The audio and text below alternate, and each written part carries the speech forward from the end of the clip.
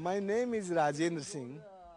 This is a Gopalpura village and I start the work here in October 84. In the beginning, I start some school and a small clinic. But after 6 months, Mr. Mangu Meena says, we not need education, we need water. I am not an engineer. I don't know about the water. You see that hill before the whole topography like this. The water is very less rainfall here. So what we can do? Mangu says, I can teach you.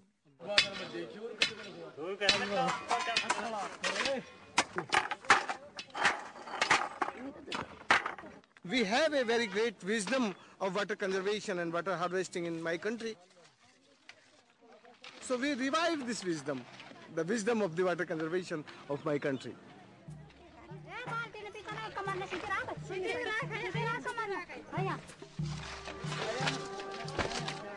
Before this, lot of problem here and well is completely dry, no water here. So this hill and that hill we can join with this water harvesting structure and all water come that side. So all collect here and recharge underground aquifers. And water go on the wells and they are using for agriculture and for drinking. You can see the visual impact. Downstream greenery and grasses and tree and vegetation come up with the moisture. If the moisture come up, the greenery come up, and greenery come up, the prosperity come up. So this is the link with the water, underground aquifer and surface.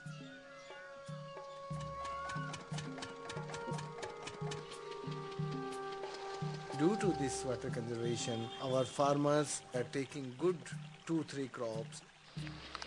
So now the much grains is coming. Now we are giving the grain to the cities. We are giving to the vegetable to the cities. Now the city people coming in my village for the employment. Now more than 7,600 water harvesting structure we construct with the community force, with the community mobilization, with the community strength. Green forest in desert of Rajasthan. When we start this water harvesting structure, they give the notice to me, a legal notice. Under the Irrigation Drainage Act 54, they are saying, you catch the rains here. This rains is not yours. Who is this water? I ask the question. Who is this water? Yours? Government's? No. Water is a natural resource. Water is a common resource. Water is not a property. Water is a resource for the life.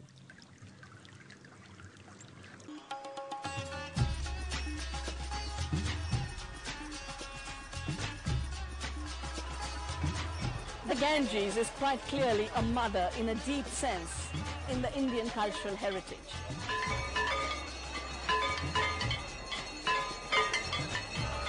We bring the ashes of our people to this river when they die.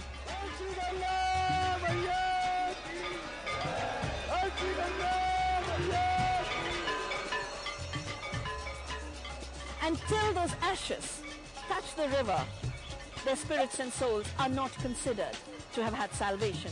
When a child is born, we put a drop of Ganges water in their mouth. When someone dies, the last rite is a drop of Ganges water. It is considered purifying in a very deep spiritual sense, that it cleanses you and is the place where humans return to become more human. It's a river that gives us our humanity. Its very life is under threat, and with the life of the Ganga, what is threatened is the belief of 1 billion Indians. This water's flow is being interrupted. This Ganga is being trapped in the Tehri Dam, and the tragedy of it is that it's being done for the most base, crude greed of one of the world's biggest water companies. Suez is then going to get the water, 635 million liters a day, to be sold to Delhi citizens at 10 times the price they are paying for water today.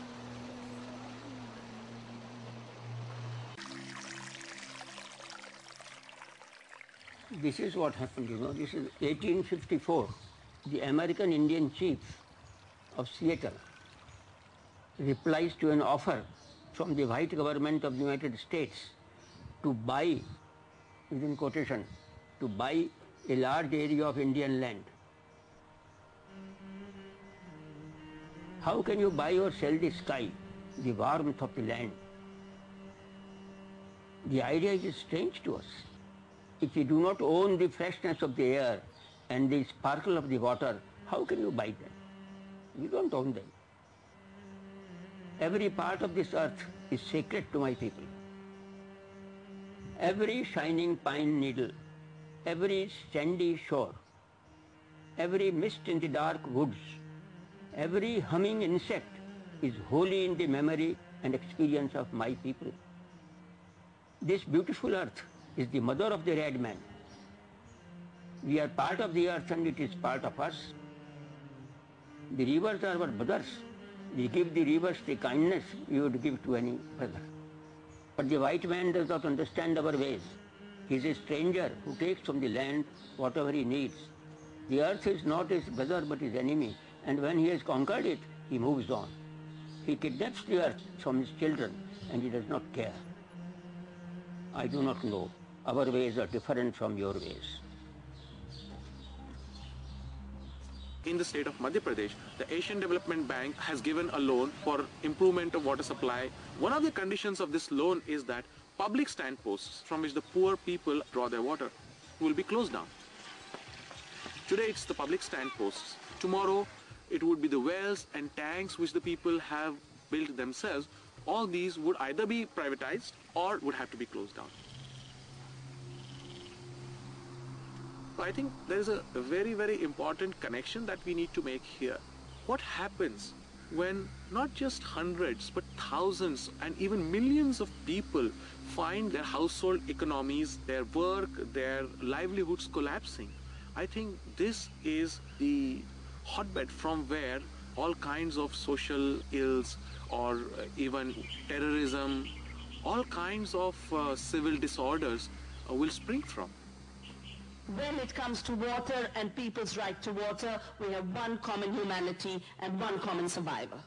There is no substitute for clean, fresh water in local endowments of rivers, streams and groundwater. There is no substitute, there is no alternative, and that's why water must be protected everywhere.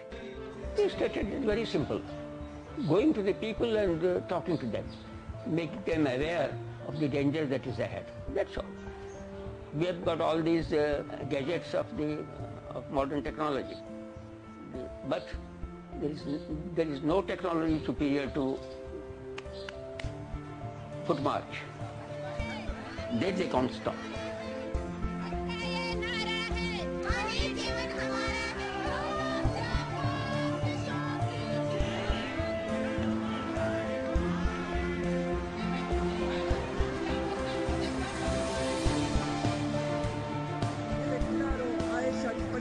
Let it be clear to this company Suez that says we must raise the tariffs, and if we don't, they will leave.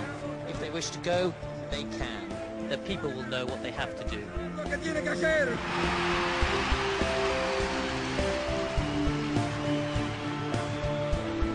fight against water privatization is an international struggle, and we will fight because there's only one thing to do. Either we fight or we die, and I say we fight.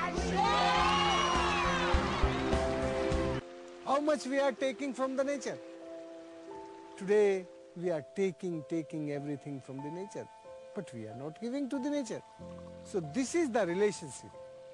Your life, your lifestyle can survive with the friendship with nature.